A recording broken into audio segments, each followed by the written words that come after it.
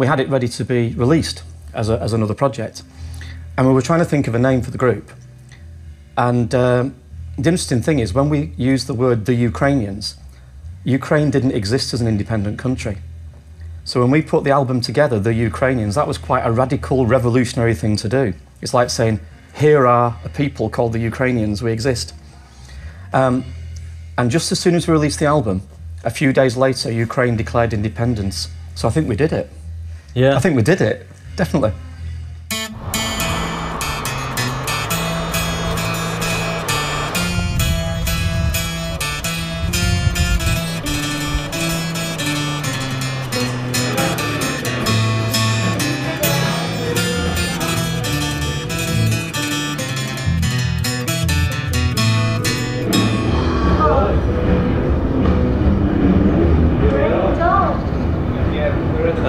My name's Len, and I play fiddle and sing in the Ukrainians. Just had to remember then for a second. So this is Peter. He plays guitar and mandolin and vocals as well. Woody's the drummer and percussionist, supreme. Jim, our bass player. Paul, mandolin. And Steph is our accordion player, but he's still on the motorway. So he's not here yet, but he's on his way. But one characteristic about Steph is that he's always late. One of the phrases we always say is, Where's Steph?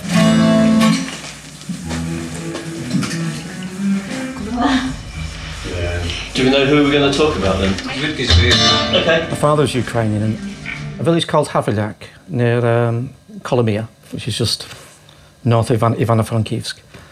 And in 1941, when the Germans came, he was with a group of people who were taken, if you like, to go and work in Germany during the war. And he spent the war in Germany. At the end of the war, he was there for another 2 years. I think he had the option of coming back to Ukraine, but no. He even said to me that working in Germany with an ID card that said Untermensch on it, subhuman basically. That's what he was there. He said even working in Germany in ration conditions with that card was a better life than on his farm in Ukraine. 1, 2, 3, 4, 5. No, I've got to do this. 7, 8. And if that's loud enough.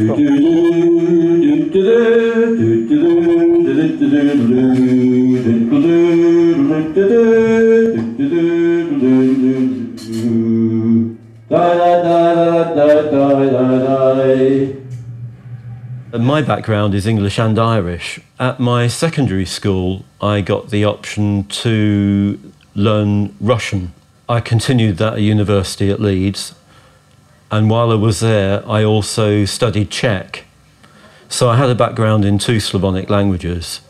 The idea of singing songs in Ukrainian and learning the language of Ukrainian really interested me. It's not good, that. Right. Are we ready? Well, I don't know. Try it. Try it. Okay. The place that I grew up had a very, very small Ukrainian community, about 5 or 10 families. And when I was young, only for about 2 or 3 years, my father was involved in running the club. And like all Ukrainian clubs in the West, you have a Saturday morning school and they teach you to dance and sing. But I never learnt to do any of them, really. I didn't like it, I hated it. And all my other friends were out playing football and going swimming out to go to Ukrainian Saturday school. I hated it. But the one thing I did remember was just the music. I loved the music. Even as a kid, I just remembered the tunes. And that's the bit that stayed with me. Not the language, not the dancing, just the music.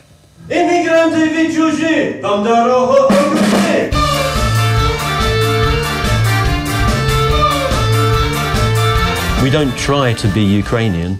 We don't try to be British. We are a mixture, a natural mixture of those 2 things.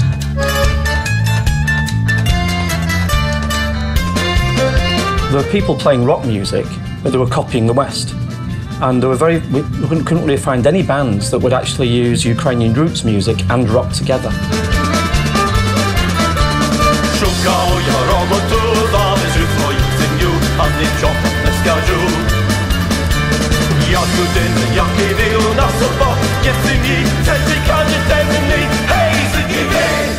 Why are you singing in Ukrainian? Sing in English, you'll make far more money. Yeah, that's the point. Yeah. Чому не... That's what it says there, that's what it says. Yeah. Чому не відписали? Oh no, відписали. If only we'd known this before we recorded it, that would have been... Yeah, where were you? Where were you? Does it still make sense though? Not really. Len? Yeah. It's your specialist area. Well, yeah. Чому ви написали? It means why you didn't. Why you didn't write? Yeah. We know why you didn't write. But never. It's like. Yeah. I think that's part of the appeal, is that, you know, the sound of the Ukrainian language for us, I think, is because it's not the language that we speak every day. It's special, it's exotic, and it sounds very poetic. Czy znajesz ty, ten moja rodzina? Ja przyjechał tu z dalekiego kraju, щоб побачити село моє, щоб побачити мою країну, щоб побачити село моє, щоб побачити мою країну. And when we started to play together, we got to know some people at the local Ukrainian club in Bradford, which is about 10 miles from Leeds, where the band started. And they were very helpful to us. We used to go to the club, they would allow us to rehearse there. But also they had a video and audio archive there with lots of recordings on cassette of Ukrainian bands. Yeah. Ukrainian bands from England and from Canada. Yeah, definitely. That they'd collected, and they shared them with us. Mm. But as well as that, it wasn't just playing things that we were trying to learn. It was actually we started writing our own material, because we thought, these are nice songs, but you know what, we can improve on this, we can make it a bit better. And so that's what we started. It was true, innit? That's what we did. Yeah. Yeah, we did do that, make it a bit better. Yeah. And yeah. what's he doing? Hello! Oh, for God's sake. Steph, we're in the middle of an interview, Steph. No, It's not Steph, it's Ivan Panenka. Go on, mate. Візьму від неї, візьму я чорну землю, землю рідну, чорну землю з України. Вже знаю я, чому він виписали. Я вже знаю, а хотіли ще не знати. Бо мені буде пригадати, як я сиротою залишився. Бо мені буде пригадати, як я сиротою залишився. So we've played in France, Spain, Portugal. Yeah, we have. Austria, Germany, Netherlands. Belgium. We played in Italy. Yeah, played in Milan. Oh yeah, we did. And Switzerland. Monaco. Poland. Definitely played in Poland. Belarus. We haven't done Denmark, have we? Belarus, yeah. Yeah, and USA. Ukraine. Played in Ukraine. Oh yeah, Ukraine. Yeah, forgot Ukraine. Played in Ukraine. You forgot Ukraine.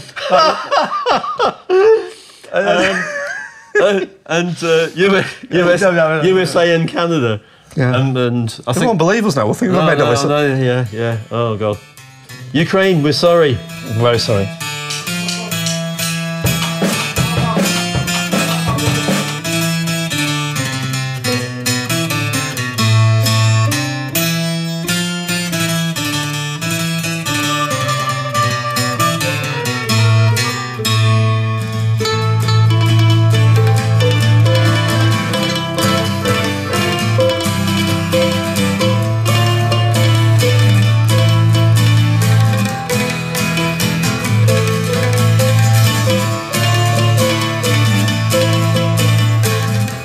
Right, the first thing is, the first time we went to Ukraine in 1993, we played a tour with VV. You know the group, don't you? VV. Vopli Vidgasova. And we just travelled around with them, did about 7 or 8 shows. The thing that got me most was, I imagine when you grow up in the West, what you're surrounded by is Ukrainian folk music, Ukrainian national dress, because that's how you're told to identify with it. And when we went to Ukraine, there was very little of that at all. I thought there'd be loads of it everywhere, because it's Ukraine. Why aren't they singing all the songs? Why aren't they got beautiful sorochkas on? That's just my stereotype, what I thought people, that's what I grew up with. Just ordinary people. It's only the people who are really into that would do that.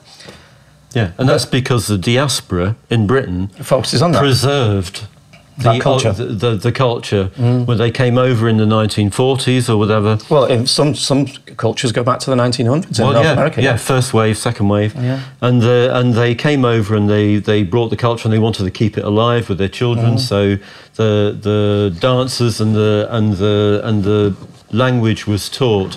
But of course it was in aspic. It was frozen. It was frozen in time.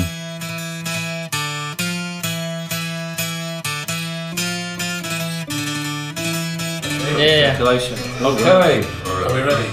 What are we doing? Budmore! Woodfarm. Budmore! Budvar! She drank the Budvars, we're doing Budmore. Woodmore. Budmore. And you should do. There's no R on the end, it's just more. Budmore. In Ukraine at that time, in 1993, it wasn't cool to be Ukrainian. Most people didn't have that strong identity. And one of the things that I remember the reaction to our music was 2 things. One was people used to say to us, that music, I like that. My grandmother used to sing those songs. We were helping to bring that thing to life. And then other people would say, you lot speak like my grandmother, because you're preserving those bits of language which had been changed, because language always changes. Every generation, people have a different way of saying things. And we'd had that grandmother's language, and that's what we were learning, and that's what we were writing in our songs.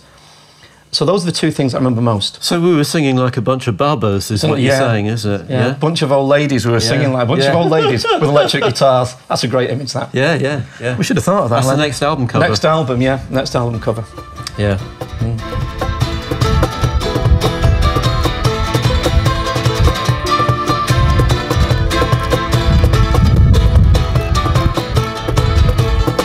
Rozbiehajcie chłopcy, koni Italia, hajte spodziewać, a ja piru, zak wyśniewi, zak wyjdzie do nas.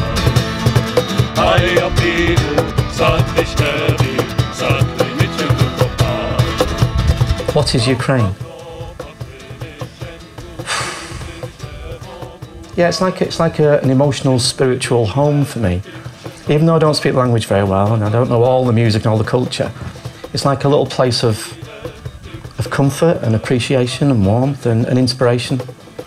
If ever I feel I feel a bit down sometimes, or not as positive as I like to, I put Ukrainian music records on.